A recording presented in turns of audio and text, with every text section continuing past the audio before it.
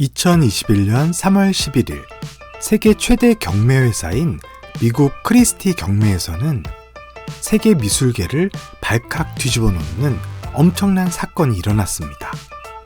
경매란 물건을 사려는 사람이 많을 때 값을 가장 높이 부르는 사람에게 물건을 파는 일을 말하는데요. 이날 크리스티 경매에서는 디지털 아티스트인 비플이 내놓은 작품인 매일 첫 5,000일이 6,930만 달러, 하나로 약 780억 원에 판매가 된 것입니다.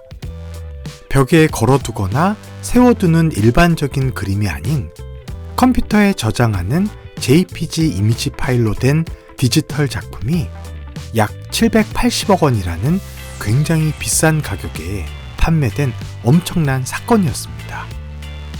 이 작품은 비플이 2007년 5월 1일부터 2021년 1월 7일까지 5,000일, 약 13년간 하루도 빠지지 않고 그린 것으로 알려졌는데요. 다양한 주제로 그린 5,000개의 이미지 작품을 하나의 NFT로 발행한 것입니다. 여러분, 도대체 NFT가 무엇이길래 디지털 작품이 경매에서 이렇게 큰 금액으로 거래가 되었을까요? 오늘은 2022년 1월 9일 NFT 하루 거래 금액 하나로 약 3,110억 원, 그리고 1월 한 달간 총 NFT 거래 금액이 하나로 약 4조 3,430억 원을 돌파한 세계 최대 NFT 온라인 마켓인 오픈시와 NFT에 대한 이야기를 들려주려고 합니다. NFT는 대체 불가능한 토큰이라는 뜻입니다. 말이 좀 어렵죠. 미국 신문사인 월스트리트 저널은 NFT를 디지털 그림과 같은 예술품과 글이나 사진, 영상과 같은 인터넷 게시물 등에 대하여 가짜가 아닌 진짜 작품임을 보증해주는 일종의 디지털 증명서라고 설명하였습니다. 다양한 디지털 작품에 이 작품의 주인은 누구누구입니다 라며 디지털 증명서를 만들어주는 기술이 있는데요. 이 기술을 블록체인이라고 합니다. 블록체인은 작품을 최초로 만든 사람이 누구인지, 그리고 그 작품을 다른 사람에게 판매했을 경우 새로 구매한 사람은 누구인지에 대한 모든 정보를 기록해줍니다.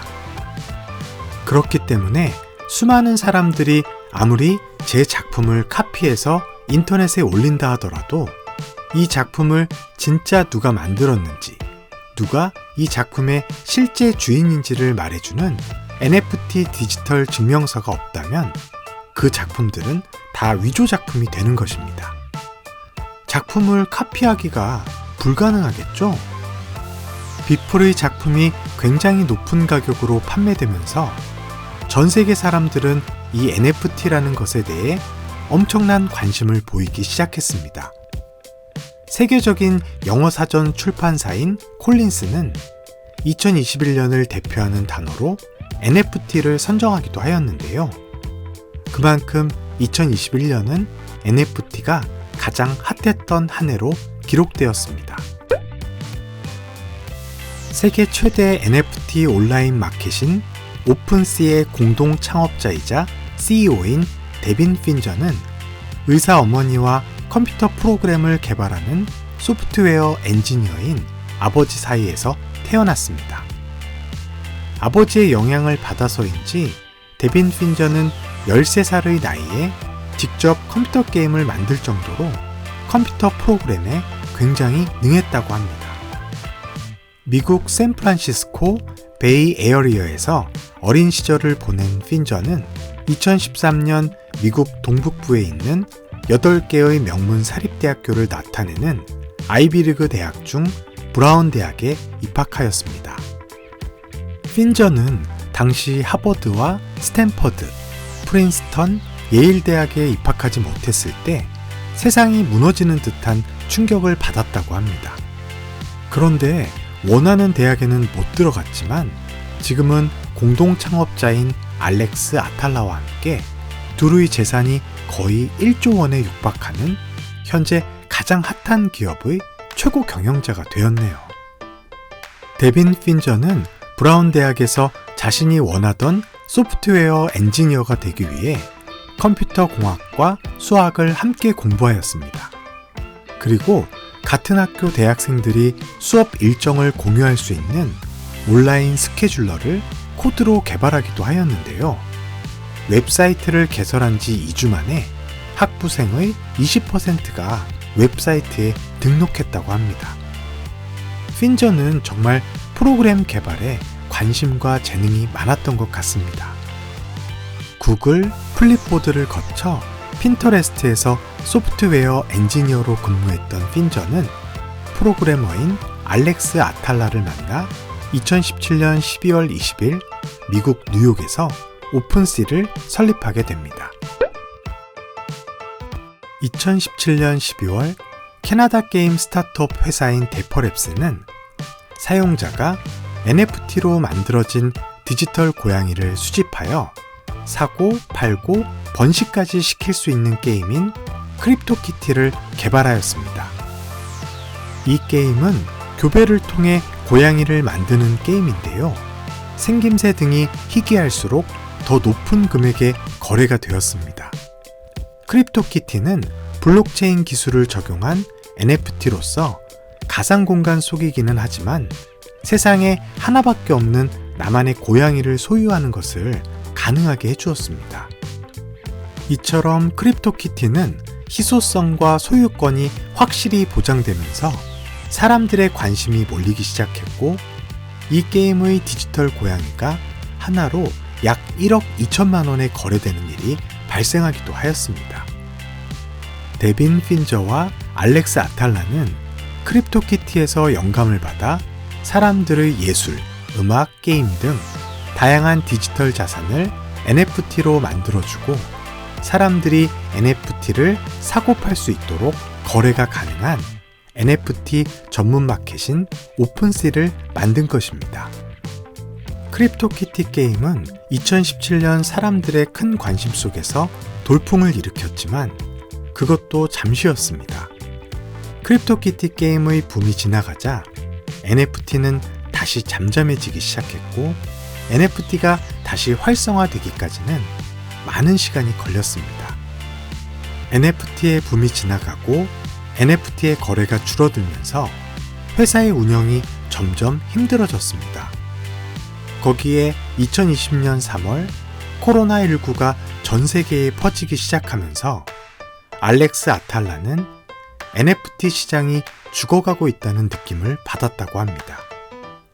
그리고 불길하게도 회사의 자금 사정이 오픈C보다 훨씬 좋았던 경쟁업체인 레어비츠가 사업을 그만둔다는 소식을 듣기도 하였습니다.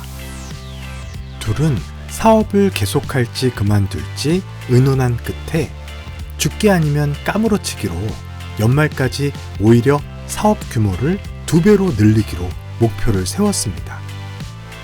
많은 경쟁 기업들이 지쳐가고 문을 닫는 힘든 시기였지만 둘의 확고한 의지와 명확한 목표 그리고 뜨거운 열정으로 결국 9월에 그 목표를 달성하기에 이릅니다. 정말 대단하네요. 그리고 몇 달이 지난 2021년 3월 비플의 작품이 약 780억 원이라는 굉장히 높은 가격에 판매가 되었고 그 이후로 다양한 작품 활동을 하는 아티스트들과 보통 사람들에게도 NFT라는 매력적인 새로운 시장의 문이 활짝 열리게 되었습니다. 그림, 사진 등 자신의 디지털 자산을 판매하기 위해 직접 NFT를 만드는 사람, 그리고 돈을 벌기 위한 목적으로 다른 사람들의 NFT를 수집하려는 사람 등 많은 사람들이 NFT에 큰 관심을 보이기 시작했습니다.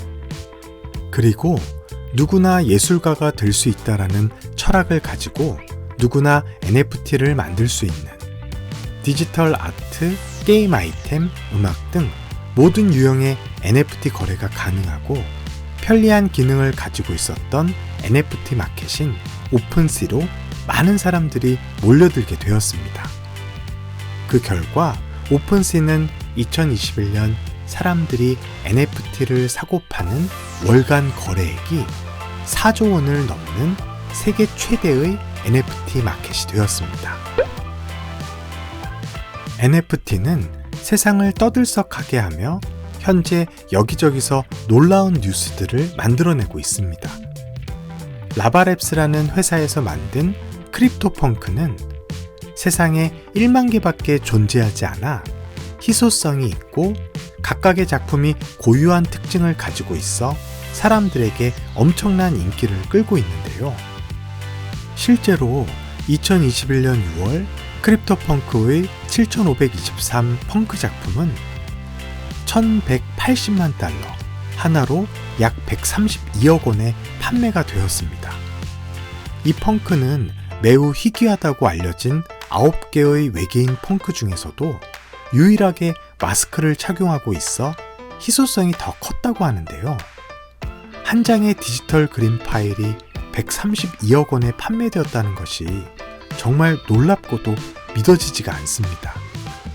그리고 애플 창업자인 스티브 잡스가 직접 작성한 회사를 취업하기 위해 제출하는 입사지원서 NFT는 경매에서 하나로 약 2,700만 원에, SNS 서비스인 트위터의 최고 경영자인 잭 도시가 2006년 처음 작성한 트윗이 하나로 약 32억 원에 판매되었습니다.